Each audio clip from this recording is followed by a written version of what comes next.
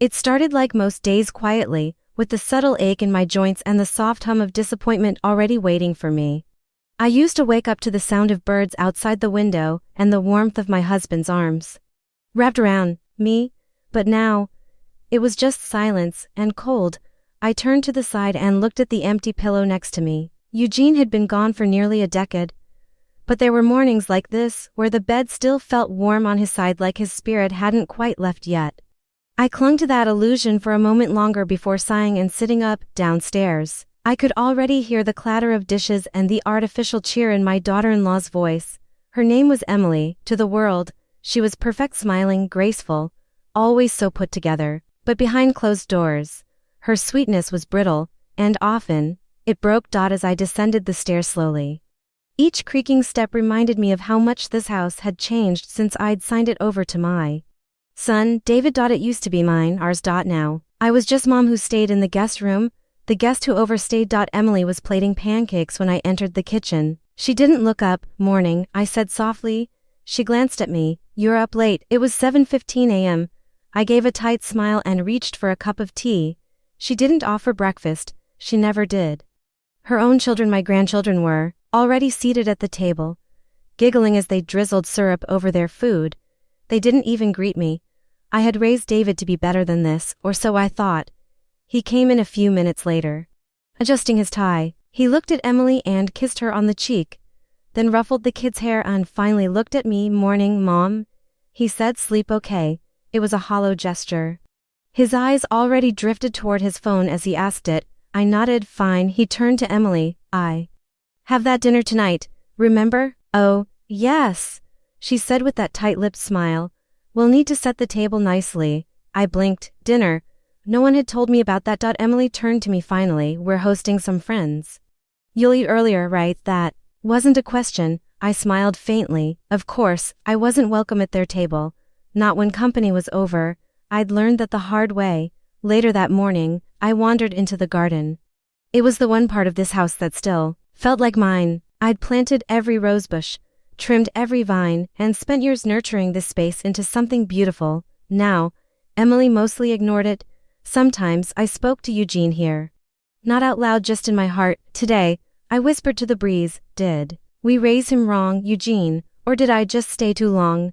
The wind didn't answer. By afternoon, I had cooked myself a small meal and retired to my room. From upstairs, I could hear the distant clinking of wine glasses and the buzz of unfamiliar voices, laughter, joy. It should have warmed me. Instead, I felt like a ghost, alive, but unseen. At 9:07 p.m., I ventured downstairs. I just wanted a cup of tea. I passed the dining room and stopped.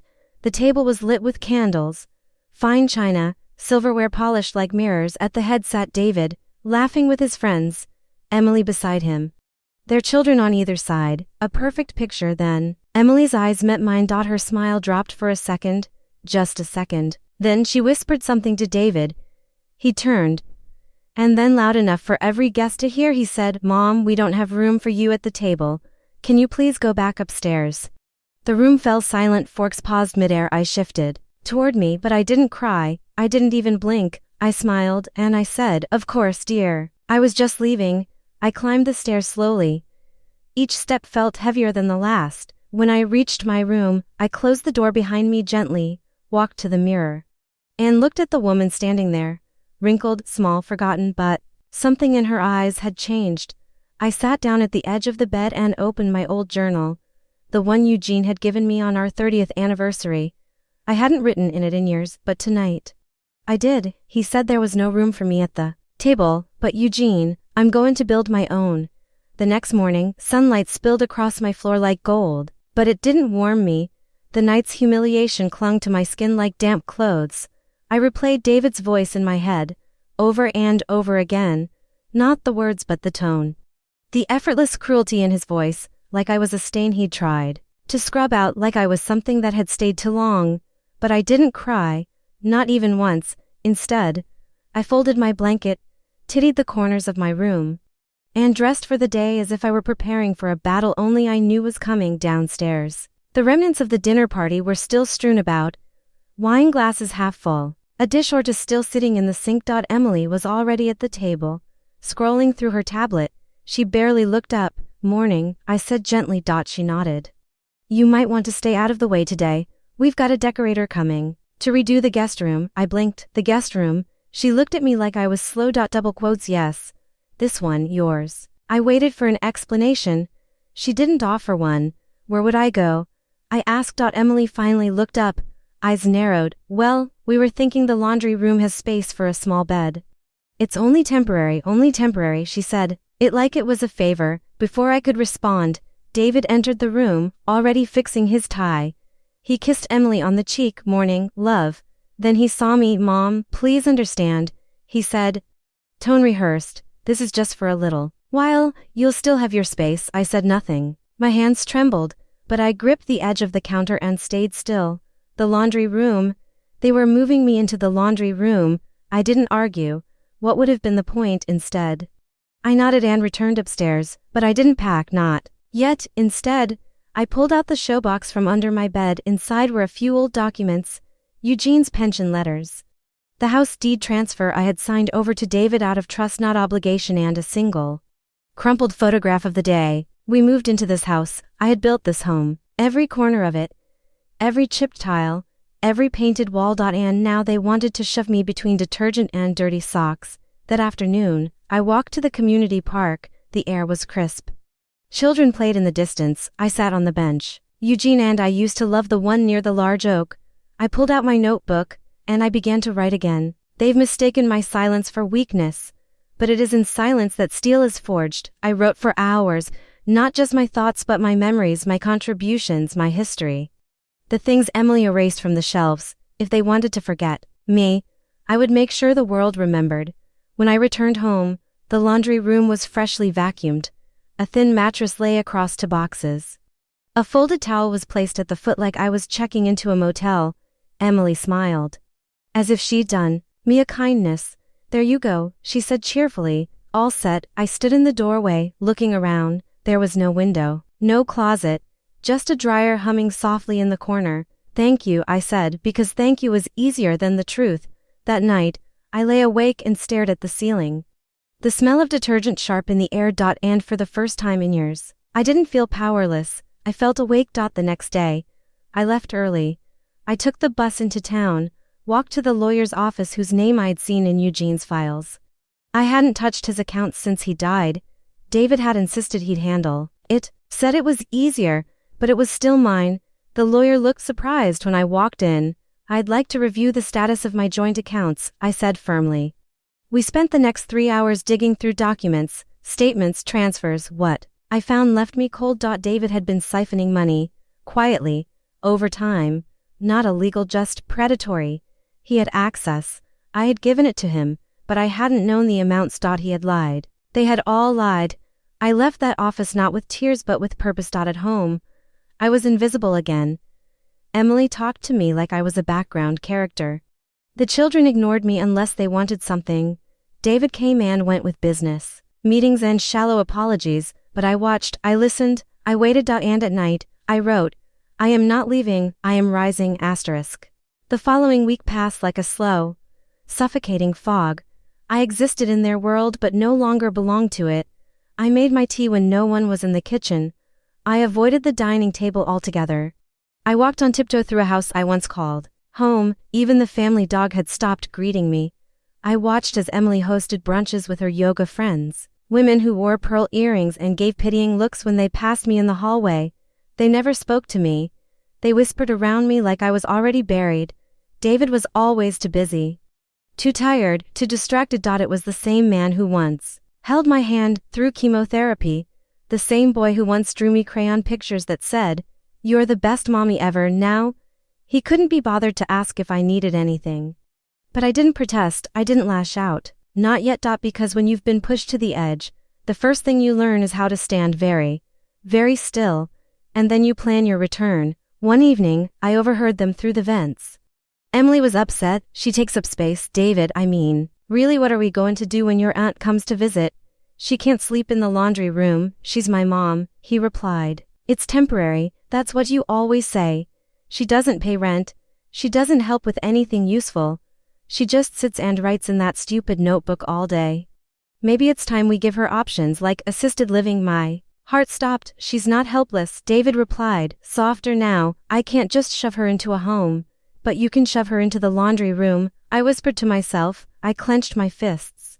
Let them talk, let them plan. I wasn't going to a home, I wasn't disappearing, I was preparing. The next day, I returned to the lawyer. I brought every document I had.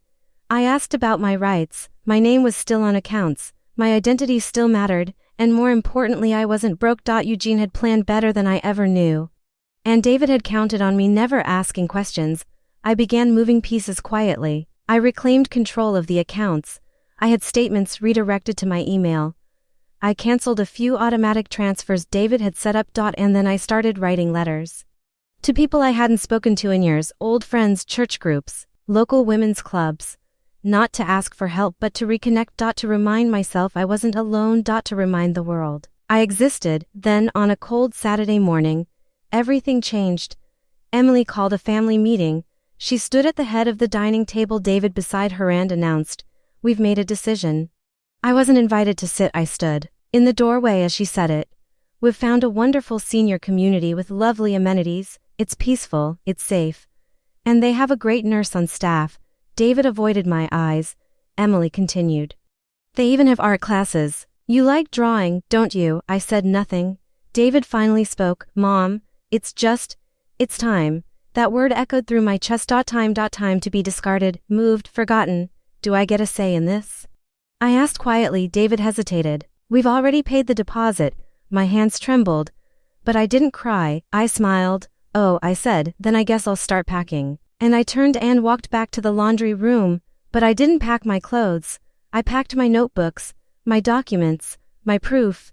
Then I made 2 calls, one to my lawyer, and one to a woman named Valerie, whom I hadn't seen in 15 years. She was an old friend, a real estate agent, a fighter, and she still owed me a favor. By that evening, everything was in motion. Emily was thrilled. She hovered outside my door. "You'll love this place. They even have bingo nights." I nodded, smiling, like a lamb to the slaughter. The next morning, I walked out with just one suitcase. David looked relieved. "Do you want me to drop you off?" "No," I said, "I've arranged my own ride." They didn't ask with whom. They didn't care. But as I stepped outside, a sleek black sedan pulled up. The driver opened the door and called me Miss Thorne. Emily blinked. Double quotes. "Oh dash fancy." Double quotes. "I suppose I'm allowed one luxury," I said. "After all, I'm paying for it." David frowned. "Wait, you're paying?" I turned and looked at him for the first time in days. "You thought I couldn't?" He didn't answer. I climbed into the car and left without looking back. But I wasn't going to any nursing home. I was going to reclaim my life. The car ride was quiet, peaceful. For the first time in years, no one interrupted my thoughts. No one talked over me or treated me like furniture. I watched the city pass by as we moved through neighborhoods I hadn't visited in years. My destination wasn't a nursing home. It was a townhouse. Small, but elegant, quiet street, private courtyard. And most importantly, mine. Valerie was waiting on the front porch, arms crossed, eyes shining. "You still have that same fire in your eyes, Bev, only now I've stopped hiding it," I replied. She led me inside. I breathed in the fresh scent of lemon polish and new beginnings. Every corner felt and touched, clean, like I could finally breathe without permission. We sat with tea, like old times, and I told her everything. She didn't pity me, she listened. Then she offered something more valuable than sympathy: support. "Your son," she said, "has no idea what he just set loose." Over the next 2 weeks, I began rebuilding. Not just my finances but myself. I reopened Eugene's old investment accounts. I called in the right help, financial advisors who didn't talk down to me, women from the church who volunteered to help seniors transition, and ended up becoming my allies, my friends. I even joined an online storytelling group, under a pseudonym, of course, and I began writing my story. Every betrayal, every insult, every time they called me useless, every time Emily glared at me like I was a burden, every time David looked through me. I turned them all into chapters. Vivid, raw, powerful chapters. The group couldn't get enough. Comments poured in. One woman wrote, "This made me cry." My daughter-in-law did the same. "I thought I was alone, I'm not anymore." Another said, "Please publish this, the world needs it." And that's when the idea hit me. I wasn't going to just survive this.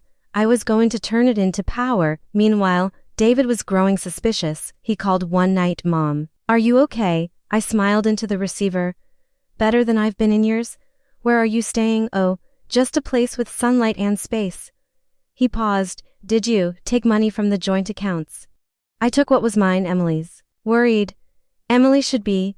Valerie helped me get in touch with a literary agent. Turns out, people are hungry for stories like mine, true stories about women being silenced and rising anyway. I changed names, of course, but I didn't change the truth. The book was called No Room at the Table, and within a month of submission, I had offers, not just one, multiple. I chose the one that felt the most empowering, not the most profitable. This was about reclaiming voice. Not revenge alone, but revenge. Revenge was still coming. One morning, I opened my email to find a message from Emily. Subject: "We need to talk." Her words were sweet, manipulative. She'd heard about the book, saw the pre-sales online, recognized the names, the dialogue, the quotes. She knew it was about them. She asked for a family conversation. I replied simply, "You said there wasn't room for me at the table, but now, you want a seat at mine?" I didn't respond to Emily's email after that. Not because I didn't have anything to say, because I wanted her to sit in silence for once. Let her feel the weight of being ignored. Let her imagine me surrounded by cameras and interviews, laughing with strangers who saw value in my story when she saw only inconvenience. Days passed, then a week. I received a letter, a real one. Handwritten. From David: "Mom, I'm sorry for how things turned out. Emily and I weren't trying to hurt you. We just thought you needed a different kind of space. You know I still love you. The kids miss you. Please, let's talk. Maybe we can meet over dinner, just the two of us." Double quotes, dinner. The irony was too delicious to ignore. I set the letter on my writing desk and looked out the window of my new living room. The sunlight glinted through the glass in warm golden sheets, resting gently on my blooming potted lilies. "Dinner," he said. Suddenly, I had an idea. I arranged it myself. Booked the restaurant under my name, chose one of the finest bistros in town. David had always liked upscale dining. I wore a cream-colored blouse with the pearl necklace Eugene had gifted me on our last anniversary. I didn't wear makeup to hide age. I wore a red lipstick that matched the fire in my chest. David arrived 5 minutes late. He looked nervous, tired, older than I remembered. When he sat across from me, he fumbled with the menu, then finally looked up. "Mom, you look good." I smiled. "I am." He nodded slowly. "I read your book. You didn't like your chapter?" I asked calmly. He winced. "It was harsh." It was honest. He shifted in his seat. "I didn't know you felt like that." "No," I said. "You didn't care to ask." There it was. His jaw clenched. The mask wavered. "I'm sorry." "Okay," he said. "We thought we were doing the right thing." Emily said. "David," I interrupted. "You let your wife humiliate me in the home I built. You sat silent when she shoved me into a laundry room. You stood by when I was erased." His eyes dropped to the table. "But now that I have a voice, now that I've written something the world actually values, you remember I exist. I didn't come for money." "I know," I said. "You came for control." "Silence. You don't need to worry." I continued. "You can keep your house, your dinners, your perfect little life. I'm not coming back. But the kids, I will always love my grandchildren," I said. My voice suddenly softer. "But I will never beg to be seen by people who chose to forget me." He looked like a boy again. Not the man in the suit, but the boy I once held when he was sick. The boy who cried after nightmares, the boy I protected. "I miss you," he whispered. "I miss the son I raised," I replied. And then I stood. "I'm not angry anymore, David. I've just outgrown your table." And I walked away that night. I wrote the final line of my journal entry for the day. He told me there was no room for me, so I built a house big enough for others like me to gather, and now I no longer need their seat, because I've created my own table. The library became my second home. Every morning after tea, I'd walk 2 blocks to the small neighborhood branch tucked behind the bakery. It smelled like ink and forgotten dreams, and I loved it. The librarian, a woman named Nina with wild silver hair and thick glasses, greeted me like an old friend. "Back again, Beverly?" she'd ask with a warm smile. "I've got a lot of stories to find," I'd reply. I wasn't lying. I was searching, not just for facts or references. I was digging through memoirs, essays, history books, stories of women like me, women erased, discarded, but who didn't stay buried. The more I read, the more I wrote. By the end of the first month, I had drafted 20 new chapters, not just about my life but about women I had met. Women I'd remembered, women who had shared whispered stories with me over potlucks, in hospital waiting rooms, and once even in a church parking lot. I collected them all like jewels, pain turned into paper, silence into ink, and I realized something. I wasn't just writing for myself anymore.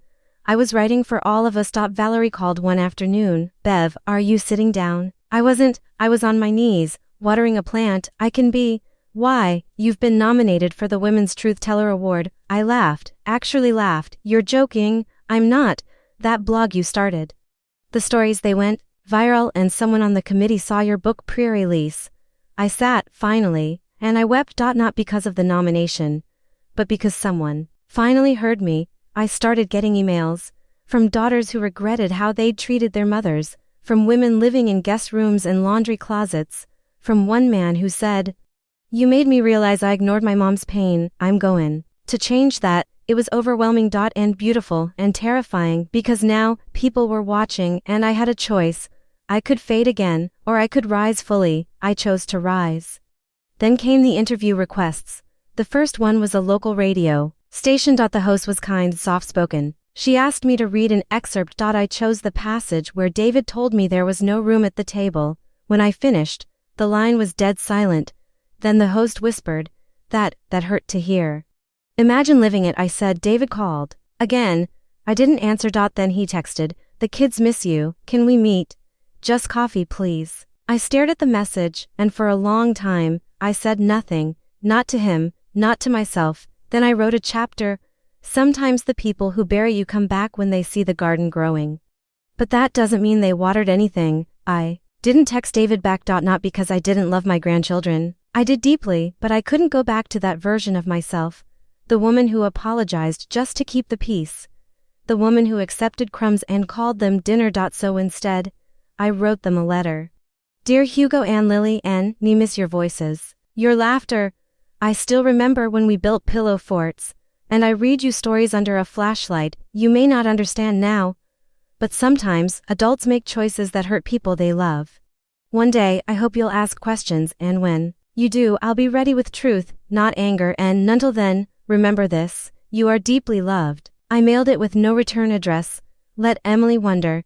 Let her feel a sliver of the uncertainty she gave me for years. The book launched 3 weeks later. The title, No Room at the Table, by Beverly Thorne. It debuted modestly. But something strange happened. People started sharing quotes from it online. They created videos. One TikTok clip had a teenage girl reading a passage while her mother watched and cried. Another showed a young man saying, "I sent this to my grandma.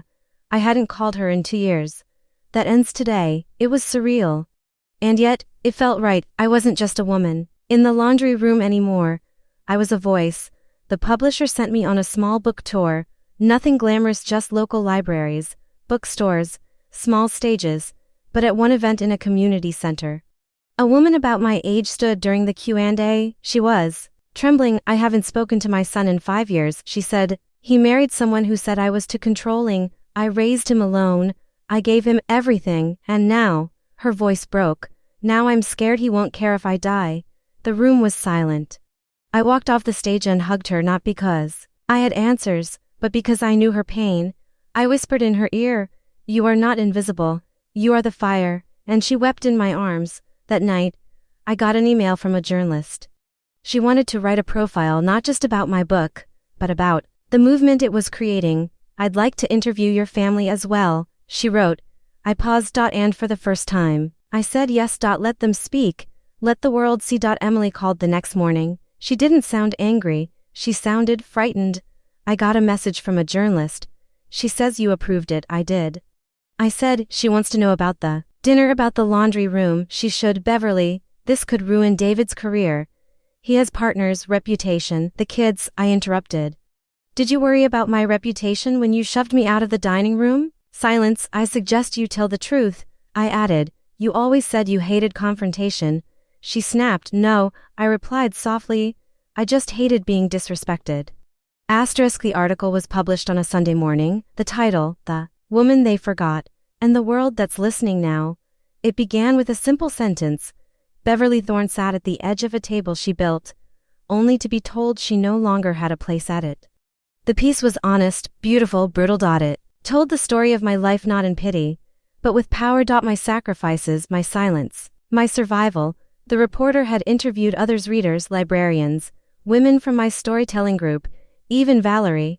She had tried to reach David and Emily too. They gave no comment, but by then, the silence spoke louder than any defense. I didn't expect what came next. My inbox exploded. So did my voicemail. Television networks wanted to interview me. Podcasts invited me to speak. An organization offered me a role as an advocate for elder dignity. It was flattering but overwhelming. I didn't want fame. I wanted justice. David showed up at my doorstep 3 days after the article dropped. No call, no warning, just a knock on the door and a face full of shame. I stood still for a moment, then opened the door. He looked smaller, not physically, but something in him had folded inward. "Can we talk?" he asked. I let him in. We sat across from each other in the living room I had created from scratch. He noticed the book stacked on the coffee table, the signed copy of No Room at the Table framed on the wall. "Your place is nice," he said. "I know," I replied. He exhaled slowly. "I read the article. I assumed. Emily says you're trying to destroy us." I raised an eyebrow. "Is that what you think?" He hesitated. Double quotes. "No, I think you're finally telling the truth. And I think I deserve every word of it." That surprised me. He reached into his coat and pulled out a small envelope. "I found these," he said. "Letters you wrote me when I went away to college. Every week. I never responded, but I kept them. I didn't take the envelope. I just looked at it. You're a better writer than I ever knew," he added. "And you're a better son in memory than in practice," I said, not cruelly but honestly. He nodded. "I can't fix what we did, but I'd like to try." Trying isn't words, David, it's action. It's consistency. I know. Then, for the first time in decades, my son began to cry in front of me. Not tears of manipulation, tears of regret. And I let him cry. But I didn't reach for him. Because I had reached for too long. It was his turn now. That night, I wrote another journal entry. "Sometimes, the people who hurt you do come back. But healing doesn't mean letting them in again. Sometimes healing is letting them stand outside until they learn how to knock properly." I didn't sleep that night. Not out of worry, not out of grief, but because I realized something. I didn't hate David, I didn't even hate Emily. I had outgrown them. My love was still there, buried under years of silence, bruised by neglect. But I wasn't aching for their apology anymore. Their recognition wasn't my redemption. I had already found that on my own. The next week, the awards committee contacted me. I'd been selected as one of the finalists for the Women's Truth Teller Prize. I would be flown to New York City. A televised ceremony. A keynote speech. A celebration. Valerie screamed louder than I did when she heard. We shopped for dresses together. I chose one with soft ivory silk and a neckline that made me feel bold, not invisible. "You're going to walk across that stage," she told me. "And every woman who's ever been forgotten will walk with you." I believed her. The night of the ceremony was magic. The theater lights, the murmurs of guests, the weight of it all. When my name was called, the applause rose like thunder, not because I was famous, but because I had spoken truth. I walked across that stage with no notes in my hand, just one sentence in my heart, and when I reached the microphone, I said it. They told me there was no room for me at their table, so I built my own, and left the door open for every woman still waiting to be seen. The room stood. Some cried. But me, I smiled. Not the smile of someone proving others wrong. The smile of someone who finally became who she was meant to be. That night, back in the hotel room, I opened a message from Hugo, my grandson, *.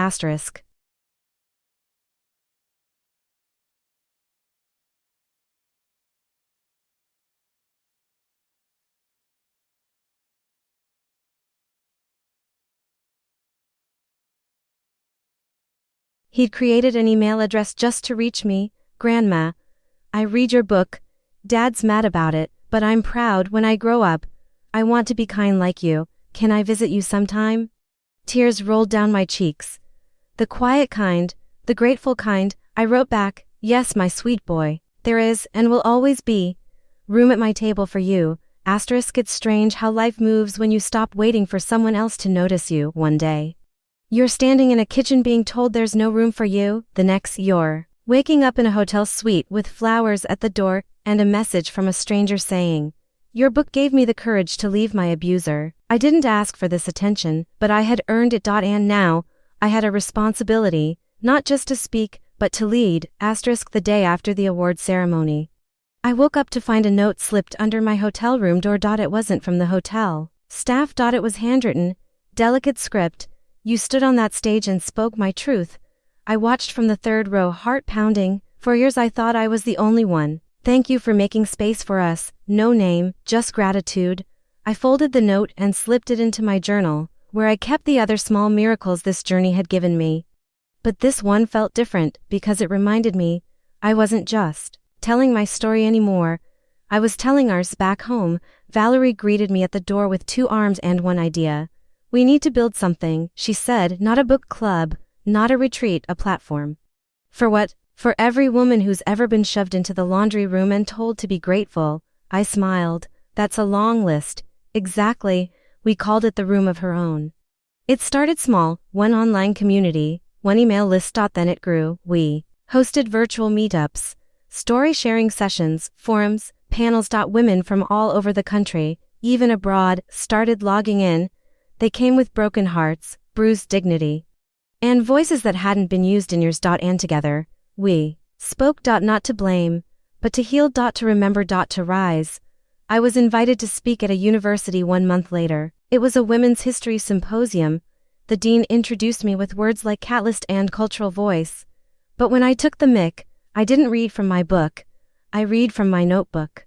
When they pushed me out of their house, they didn't know they were unlocking my front door.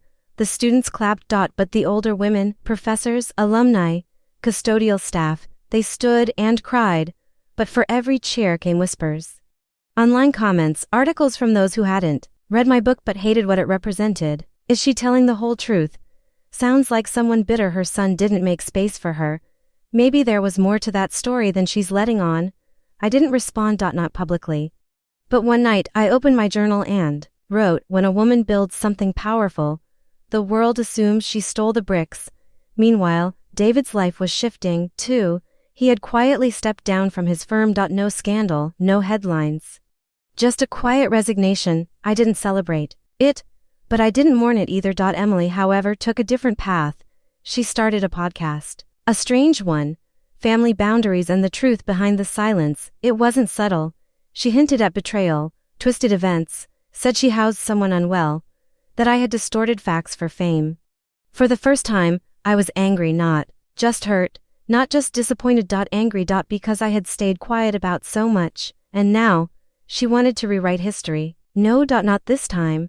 Asterisk it didn't take long for the podcast to make waves. By episode 3, Emily had landed a sponsor. By episode 5, her subscriber count broke into the thousands. And by episode 7, she said my name. Not directly, but clear enough for anyone who'd read my book to know, when someone manipulates the narrative for sympathy and uses pain as a weapon, the damage is irreversible. I sat in my living room, the episode playing from my phone like static. Valerie paced behind me. "You want to sue her?" "No," I said. "You want to call her out?" "No." "Then what do you want?" I looked up. "I want the truth to outshine her noise." That night, I made a decision.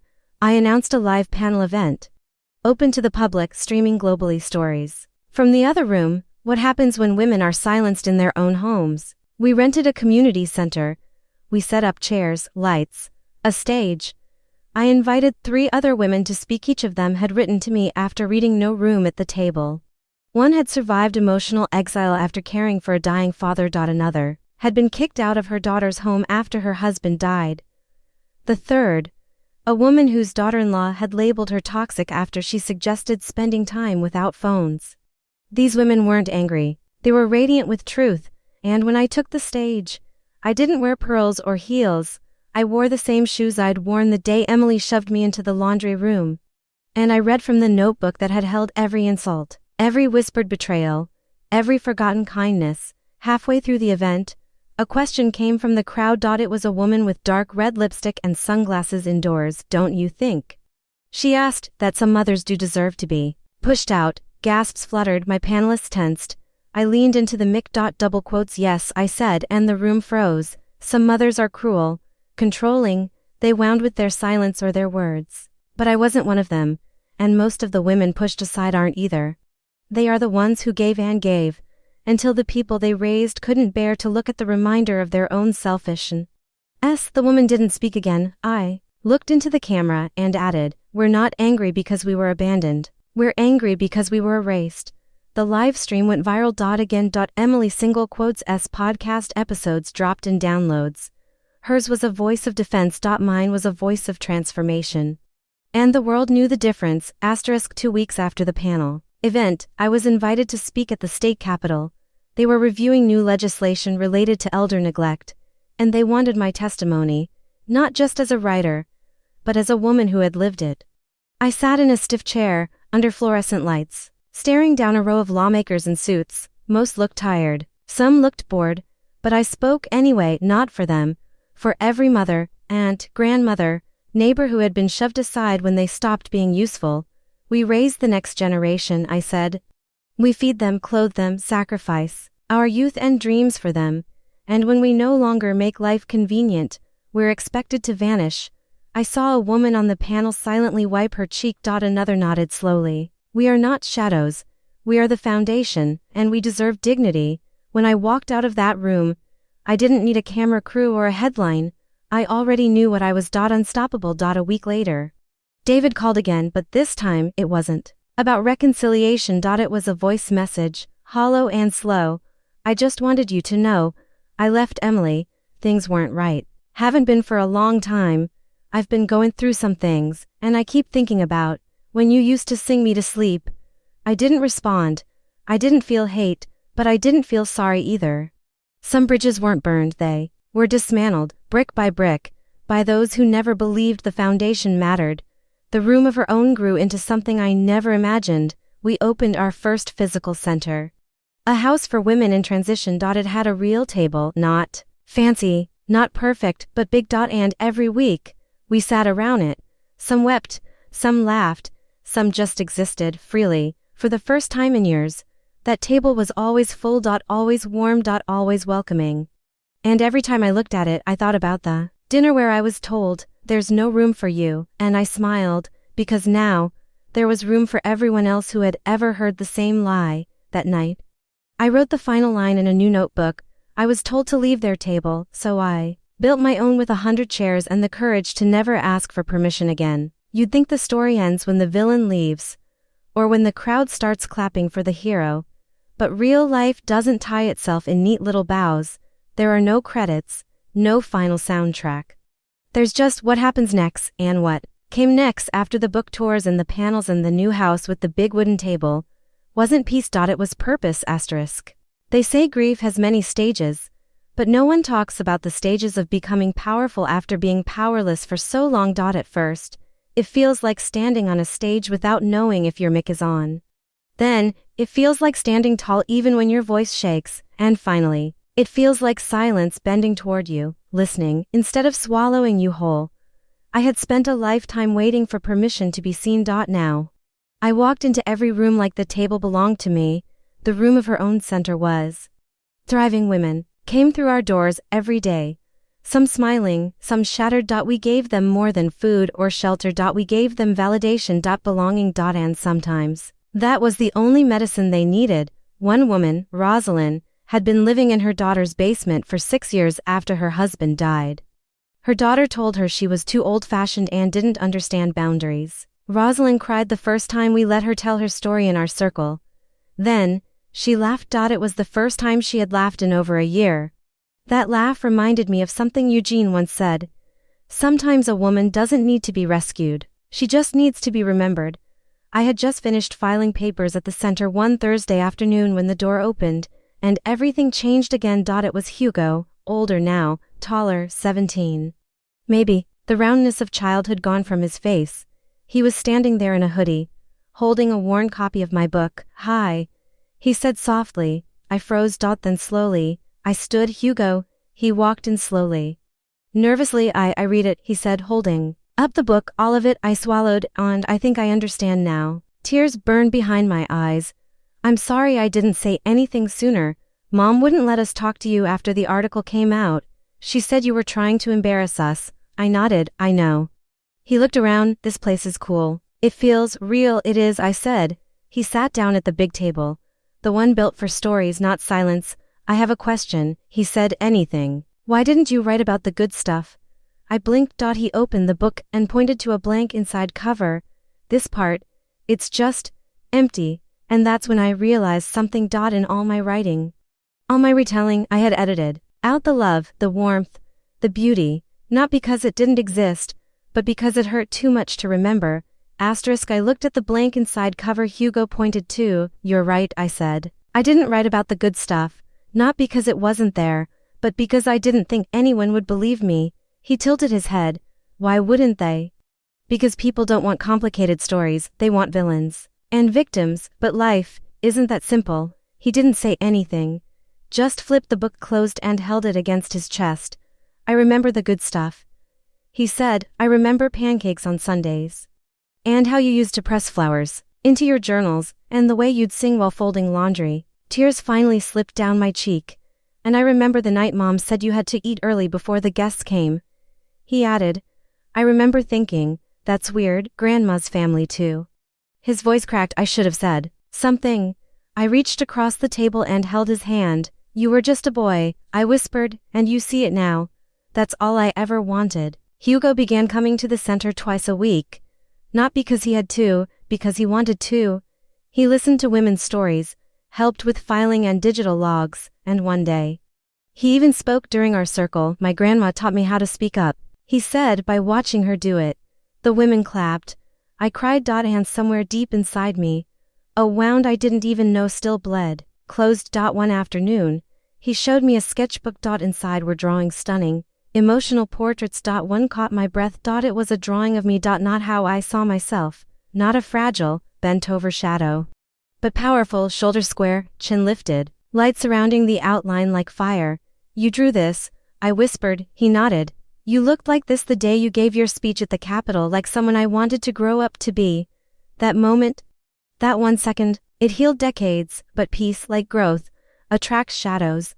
Emily resurfaced. Not with words, with lawyers.